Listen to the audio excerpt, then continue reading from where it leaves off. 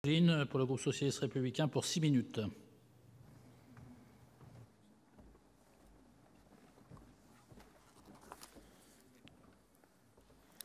Monsieur le Président, Madame la Ministre, mes chers collègues, le débat que nous avons au sujet de ces crédits va bien entendu se prolonger, j'espère, de façon ample dans la société, ici dans cet hémicycle, puisque le rapporteur, M. Karoutchi et M. Leleux ont centré leurs propos sur l'état de l'audiovisuel et de l'audiovisuel public et les réformes, les problématiques et les réformes qu'il faudrait engager.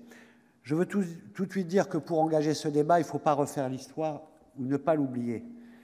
M. Leleux a commencé en nous disant qu'on passe d'une période où on n'a rien fait à une période où ça va bouger. Moi, je n'ai pas voté ce que vous avez fait, mais vous avez fait une très grande réforme de l'audiovisuel public avec Nicolas Sarkozy il n'y a pas longtemps, qui a eu, c'est entreprise unique, c'est pas rien, parce que déjà il y avait plusieurs sociétés et nous avons donc accompagné un moment important, et y compris vous avez bouleversé, révolutionné le financement de l'audiovisuel public à l'époque, puisque vous avez arrêté avec le pilier qui pour moitié finançait l'audiovisuel public, la publicité, et vous avez imaginé des espèces de montages qui se sont avérés absolument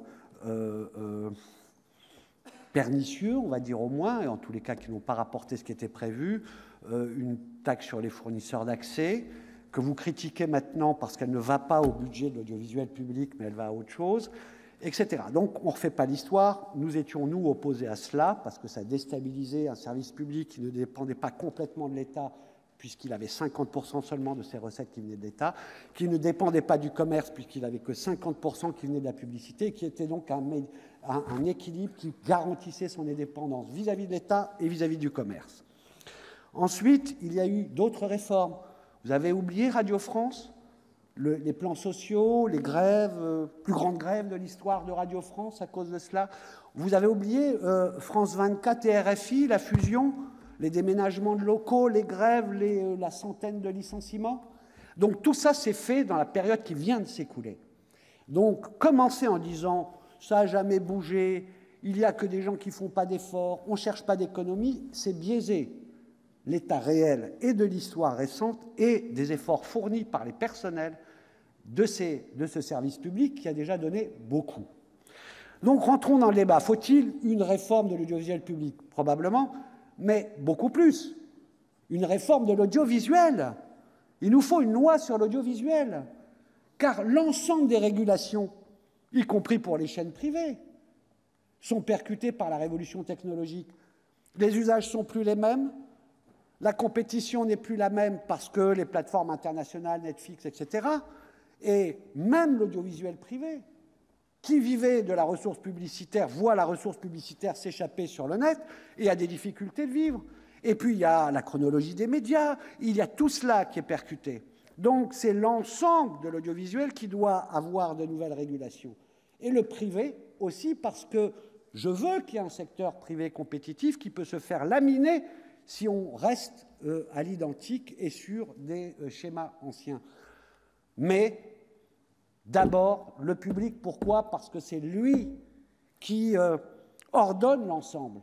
On le sait, sans le service public de l'audiovisuel, même l'investissement dans la création serait un véritable sujet, parce que quand on veut tuer son chien, on l'accuse d'avoir la rage. Donc vous nous avez raconté la rage, M. Gattolin en chef. Il s'est mis à expliquer tout ce qui ne va pas. Moi, je vous dis, complément d'enquête, etc., c'est très vu. Le journal télévisé de France 2, qui était très loin de celui de France 5, qui cartonnait tout et qui reste le premier d'Europe, s'est rapproché, 22% à peu près, mais TF1, c'est 24%. Je peux vous dire, toutes les émissions où le service public est passé en tête ou à un fort audimat, jusqu'à recevoir l'Oscar de la meilleure série internationale aux États-Unis, ce qu'on considère comme le meilleur, comme pour les films, je ne vais pas vous donner son appellation, à une série produite par France Télévisions, même dans le domaine des séries. Donc, moi, je veux surtout insister sur cela, pour dire, oui, il faut réformer, mais réformer pour augmenter la qualité du service public qui est absolument nécessaire, car au-dessus de tout cela, il y a le fait que la culture, ce n'est pas un supplément d'âme, c'est notre âme. Je l'avais dit sur la loi création, je le répète fort. Et donc, l'information, dans un moment de grande désinformation généralisée sur le net et ailleurs, l'information vérifiée, de qualité, ce sont des missions de service public. Donc, quand on a cette ambition, on part de cette ambition, qui va peut-être faire des économies ici et là, bien entendu, mais qui va nécessiter des investissements énormes, parce que la révolution numérique, c'est d'abord de l'investissement pour être prêt, et c'est d'abord coûteux. La qualité, c'est toujours coûteux. Si on veut suivre un événement, quand on a quelqu'un physiquement présent, que l'on doit payer pour suivre le reportage, pour faire de l'enquête sur des terrains de guerre, etc., tout cela se fait avec des moyens. Donc je veux conclure, Monsieur le Président, en disant que c'est un débat qui commence mal parce que dans ce budget, France Télévisions a été amputé de 80 millions par rapport au COM, mais nous le mènerons avec la défense du service public au cœur, pour la réforme, mais pour la réforme, pas pour des raisons budgétaires, mais pour des raisons de qualité. Merci, chers collègues. La parole est à Madame Mireille